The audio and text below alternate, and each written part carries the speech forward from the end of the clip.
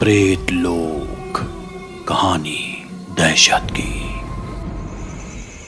प्रदीप को मुंबई निकलना था। बहुत दिनों बाद उसे एक अच्छी नौकरी मिली थी। ऐसे में प्रदीप काफी खुश था। उसने एक दिन पहले ही सारी तैयारियां कर ली थी। लेकिन प्रदीप की पत्नी सीमा बहुत चिंतित थी। दरअसल प्रदीप की ट्रेन रात 3:30 बजे की थी।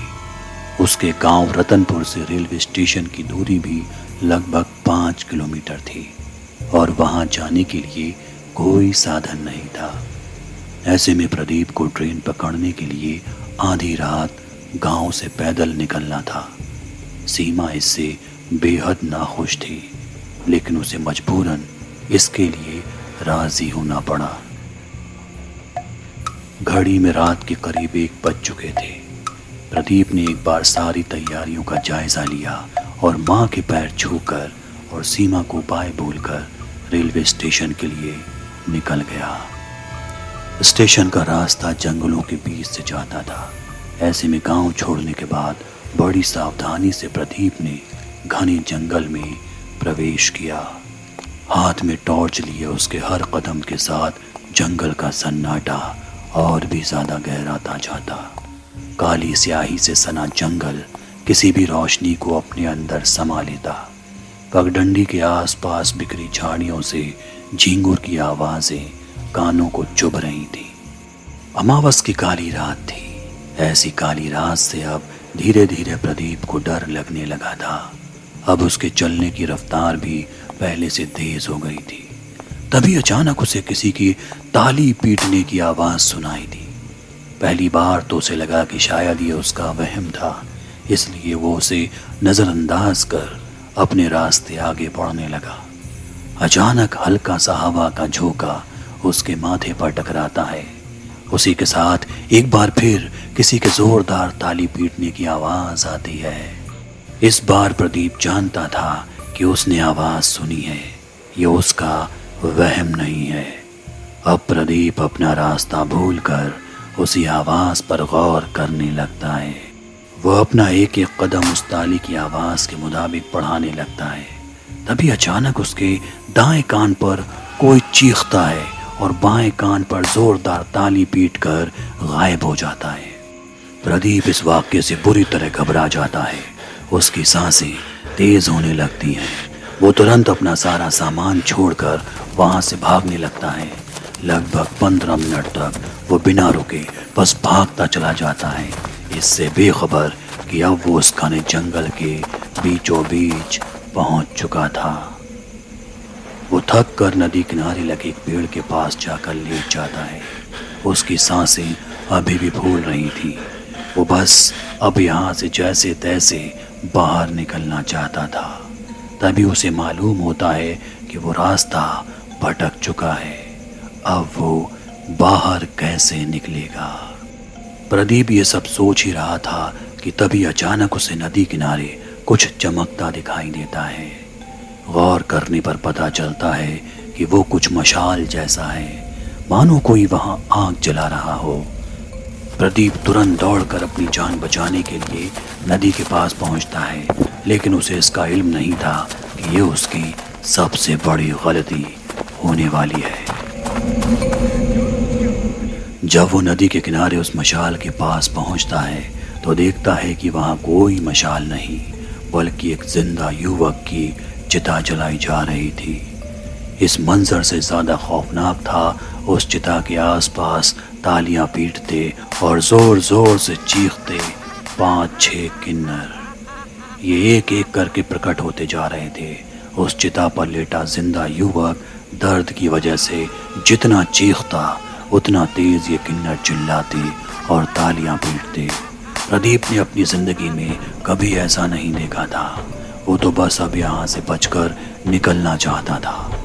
धीरे धीरे दबे पांव प्रदीप जैसे ही वहां से निकलने की कोशिश करता है, चिता के पास चीखती किन्नरों की भीड़ में से एक किन्नर प्रदीप को देख लेता है और उसे देख जोर से चिल्लाता है। प्रदीप ये सुनकर अपना पूरा दम लगाकर भागने लगता है, लेकिन किन्नरों का झुंड उसे अपने आगोश में ले लेता है। वो लोग प्रदीप को बेहोश कर बंदी बनाकर अपने पास लाते हैं। कुछ देर बाद प्रदीप को होश आता है। वो देखता है कि उसके आसपास सजे सवरे किन्नर रोदन कर रहे हैं, छाती पीटते, तालियां बजाते, झुंड में घूम रहे हैं, जैसे कोई अंतिम संस्कार के वक्त शव की परिक्रमा कर रहा हो। वो उठने की कोशिश करता है, लेकिन बंधे होने के नाते उसकी ये कोशिश नाकाम रहती है। थोड़ी देर बाद उन किन्नरों के झुंड में से एक किन्नर आगे की ओर आता है और अपने हाथ को हल्का सा काटकर उससे खून निकालकर प्रदीप को जबरदस्ती पिला देता है। फिर उसे सजाया संवारा जाता है, अच्छी तरह साड़ी पहनाई जाती है और उसे किन्नर के वेशभूषा धारण करवाकर चिता में लिटा दिया जाता है। प्रदीप जोर से चीखता है। पास की दरगाह तक उसकी आवाज पहुंचती है। तभी अचानक दरगाह से एक आवाज प्रदीप के कानों में पड़ती है। यह आवाज जंगल में भी गूंज रही थी, जैसे कोई दुआ पढ़ रहा हो। दुआ सुनकर अचानक सारे किन्नर गायब हो जाते हैं।